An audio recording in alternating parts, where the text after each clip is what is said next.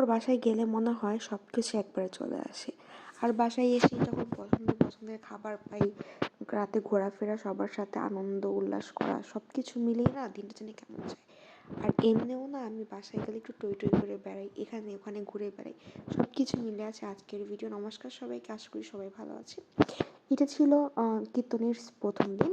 আমি সকালবেলা উঠেছিলাম শুধু এই মেলাগুলো দেখার জন্য, কারণ সকালবেলা উঠেই না এই মেলাগুলোকে ছোটোবেলায় দেখতাম, দৌড়ে চলে আসতাম এই মেলাগুলো দেখার জন্য, যেখানে কী কী বসলো না বসলো। তো কীর্তন তো অলরেডি শুরু হয়ে গেছে, যেহেতু আজকে প্রথম কীর্তন। তো এখানেও সবাই মোটামুটি লোকজন এসে কীর্তন শুনছিল, আমি এসে একটু প্রণাম করে নিচ্ছিলাম। আর শীতের সময় একটা জিনিস আমার তো খুবই ভালো লাগে, এত এত সবজি থাকে, এত ভালো লাগে দেখতে। আর সব ধরনের সবজি না খুব টাটকা থাকে। তো এখানে রান্নাবান্নার আয়োজন করা হচ্ছিল সব কিছুই দিয়ে। আর এরপর বিকেলবেলা হচ্ছে আমরা বকফল পাড়তে গিয়েছিলাম। এটা হচ্ছে আমার এক দিদির গাছ, মানে দিদির বাসার। তো আমি যখন বাসায় আসি তখন ওদের বাসা থেকে বকফুল পেড়ে নিয়ে যাই শ্বশুর বাড়িতে, কারণ বকফুল না আমার কাছে খুবই ভালো লাগে। আর এটা হচ্ছে আমার একটা ভাস্তে, আমার বর একটু ওর সাথে মজা করতেছিল, তবে ও এত শান্তশিষ্ট, আবার যখন কান্নাকাটি করে তখন তো অন্যরকম হয়ে যায়, পোলাপান তো আসলে এমনই। আর প্রকৃতি কী যে সুন্দর, সেদিন খুবই ভালো লাগছিল। এই যে আমরা কোটা দিয়ে বকফুল পাড়ছিলাম, আমি আমার ভাস্তা, এটা কিন্তু মূলা ক্ষেত, আপনারা অনেকেই চিনবেন। এরপর ওদের বাসায় বসার পর আমাদের হচ্ছে পিঠা খেতে দিয়েছে, এটা হচ্ছে পাটিসাপটা পিঠা। তো শীতের শুরুতেই এরকম পিঠা খেতে কী যে মজা লাগছিল, আর রোদের মধ্যে বসে পিঠা খেতে অনেক মজা লাগছিল। আর এরপর চলে এসেছিলাম ওদের ক্ষেতগুলো দেখতে।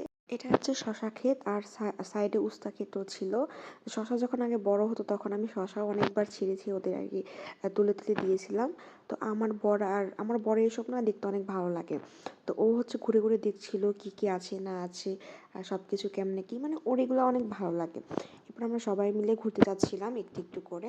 তো এখানেও আমরা অনেক করেছি, মজা করেছি। আর এই যে বাচ্চাটা, তো ও বলছে মা যাবো, মানে সেদিন আসলে সবাই মিলে যখন একসাথে থাকি না, আমাদের পাড়া না এমনি অনেক জমজমাট হয়ে যায়। আর সবাই মিলে যখন অনেক হাসাহাসি করি, কথাবার্তা বলি। আর এইখানে হচ্ছে আমাদের বাজারে একটা চপ পাওয়া যায়, মাংস চপ। এই চপটা না সব থেকে বেশি মজা।